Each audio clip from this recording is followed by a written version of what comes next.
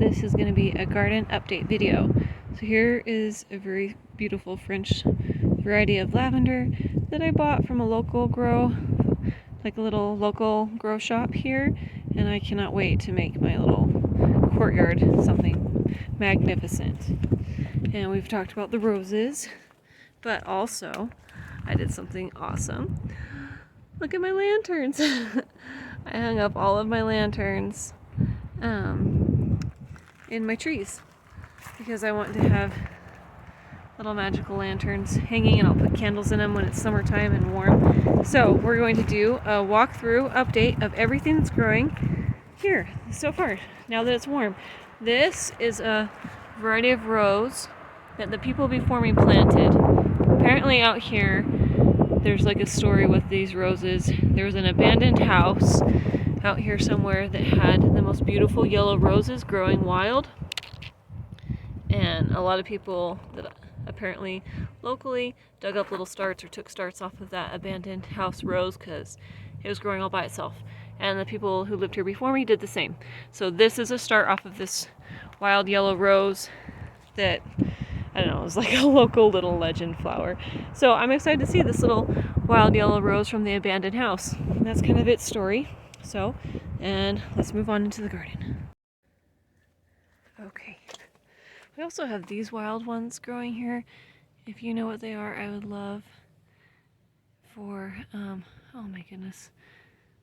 Let's focus. There we go. If you know what this is, I would love to know.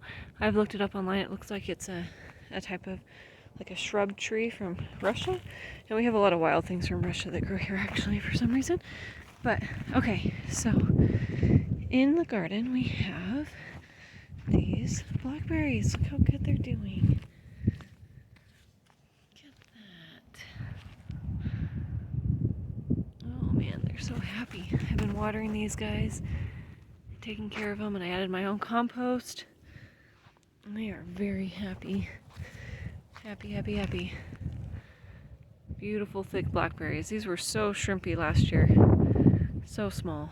Like this one was only tiny. They were only a couple inches tall. Now they're very tall. And they look wonderful. And I'm really excited about them. And over here we have the grow bed. I planted seeds in and they haven't sprouted yet, but we've only just barely come up above our last frost date, so it may take a little bit of time still before they sprout. And then if you've ever wondered why there are trash cans here, that's why. It's water. We fill these with water, and then I use my watering can to water the delicate things that need to be hand watered like that without a hose. So that's why there's trash cans in my garden. These are the potatoes, and they are doing fabulous. Look at that. Beautiful potatoes. I am so proud. Never done potatoes before, and out here I was like, you know, potatoes are supposed to be done like hedged up like a mound, and then you grow the potatoes on it and you just keep raising the mound. But here it's so dry that a mound would just dry out like instantly. I know anything would die. So I'm like, okay, the opposite is what we should do here. So I dug down. This is dug down probably 6 inches from the soil line. Put all the potatoes in there, put a heavy compost in there, put the wood chips on top only after they sprouted, and then I fill this with water every once in a while. I only just basically water enough to clean the leaves up in the morning and in the evening, because I feel like that's enough water for them. So, I don't know, completely different how to grow potatoes in the desert, you know, like a high altitude desert climate. But we're figuring it out. And I think the potatoes are happy, so that's what we do. We do what makes them happy, not necessarily what we find online. Okay, look at these onions. Look at that. Yay! Happy little onions. I wasn't sure if these onions would grow, so I only planted half of them, but they're growing so well. Look at this. So what I did yesterday was I dug out another, here I'll show you from up high. I dug out some more and I made this half, and I filled it with compost, and I just planted onions in here, the other half of those onions. So these ones have just been watered longer. This will break down in water too. Plus this hay on top will be fine because it will just, you know, keep the soil wet longer. Then I got this tree, which I'm really excited about because look how trees out here really struggle a lot when they're planted in the spring, but it's really happy. Okay, I don't know how to say this. Well, yeah, that's not too bad. It's a fig tree. Focus.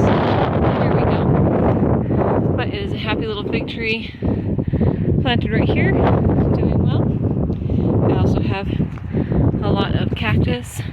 These are no-pull cactus, and they actually have really good fruit on them, so I'm gonna let these ones grow in my garden. They're not causing any harm. Okay, then move down here. I don't think this tree's gonna grow. He looks really sad. He may just be a failure. Yeah. We'll see. Sometimes the heat of the summer is just kind of a lot, and then later they'll come back, like the roots don't die. I mean, it's a pretty solid sized tree to have planted, and he's still alive. You know, the color is still there. And I could do a scratch test on this, but I don't need to because I can tell it's still alive. But we'll see how long it lasts for. And then you've seen Emma. Emma's doing fine. Over here is some corn that I planted, and we have tiny sprouts. Let me show you. I'll walk over. Tiniest of tiny little tiny corn sprouts. Good job. Good job. Yay! There's some more over here that have just sprouted. But I'm glad they've come up. Here we still get cold at night, so even though it is, let's see, what are we in now? We're in May, and our temperatures now during the day are in the 80s, but at night we're still like 50. So that is pretty cold for a garden to come up, but these little ones are coming up. But once the ground gets super hot from the sun, then the germination, like the plants will germinate better. But with us having hot days and cold nights, it just makes everything go really slow. But I'm excited about this guy. He's doing really well. All right, let's take a look over here. This pear tree is doing really well. All its blossoms are gone now. Whoa, that went out of focus, not into focus. All of its blossoms are gone now, but it's still doing well. I've been watering it. And this is a Russian olive tree that we have here that I thought was dead, but I've been watering him too. It looks like he's coming back, so hopefully he will. That'll be nice. Okay, most of my little fruit trees are doing really well. Happy. It is windy, but I can't ever. This one's the plum. Yeah, I've got some plum trees up here. They're doing well.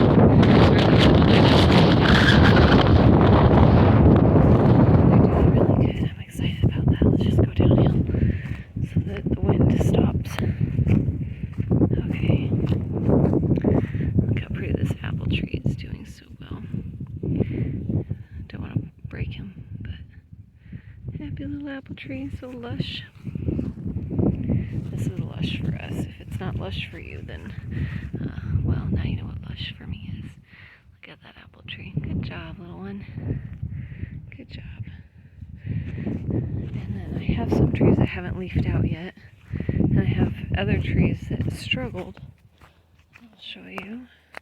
An example is this one. This one I bought, and it was doing really well. It was very beautiful in the house. These are the ones I got from that I talked about in the car. I was super excited that I found them. They did not like this tree. There's three of them. This one, and that one. And they did not like the change very much at all. But look, we have new leaves that have come in. So even though all these other leaves freaked out and died, and I was like, oh great, this tree's gone, but I kept taking care of it anyway. And then I kept taking care of them anyway, and oh, there we go. And look, we got new growth. See how at the end of it, this is all new. So even though these are dead and shriveled, the tree roots have taken, because you can see there's new life on these branches.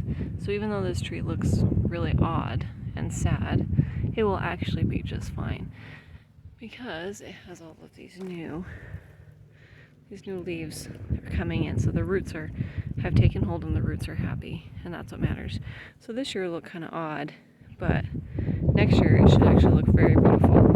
It's a pretty good sized apple tree too, so I'm excited to see that all 3 of these trees did the same thing. They all grew these new leaves at the ends and have all the other dead leaves, but I would still consider to be very successful transplanting. So those 3 did good. And this one, I hope will do fine. This is a cherry tree. It's so hard to find cherry trees, but he is not happy with the adjustment from a nursery to outside. But the leaves look good. They're just unhappy with the heat. So I'm hoping, I watered him a little extra, and this one's starting to get some spots on him. So I'm not going to water for a little while because I don't want to overwater and I don't want to underwater. But so it's kind of dry. But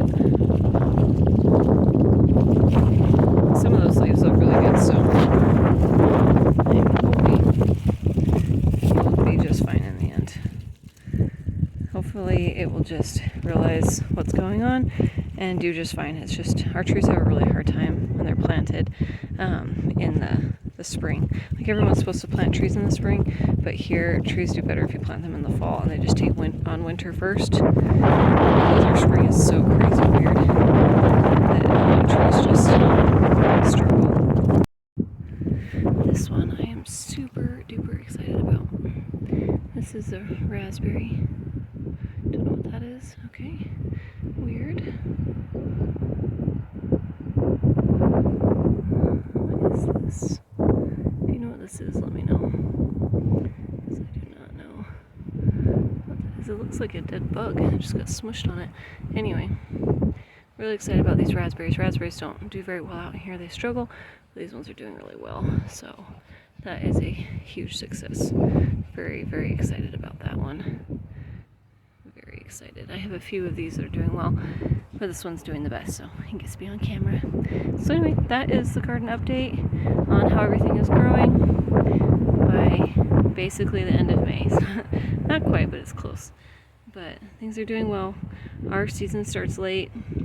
Our last frost date is usually like the second, I don't know, about the second week of May, just after Mother's Day. Whenever that falls is usually when we plant.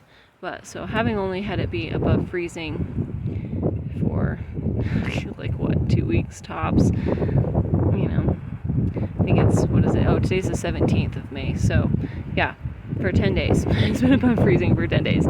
So it's done really well for 10 days above freezing.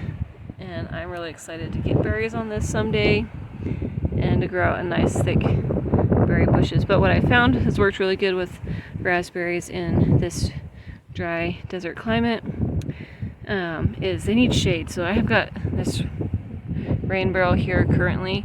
Eventually we'll move that rain barrel, but this plant doesn't get full sun all the time. Berries need shade. At least raspberries do. That's so far all I have advice on is raspberries.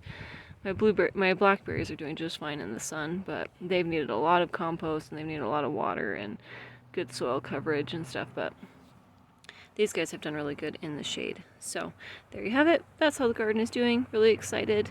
We'll update probably every month. I think that will be kind of fun. So this is May, end of May's update. It's May 17th, and we will see you later. Bye.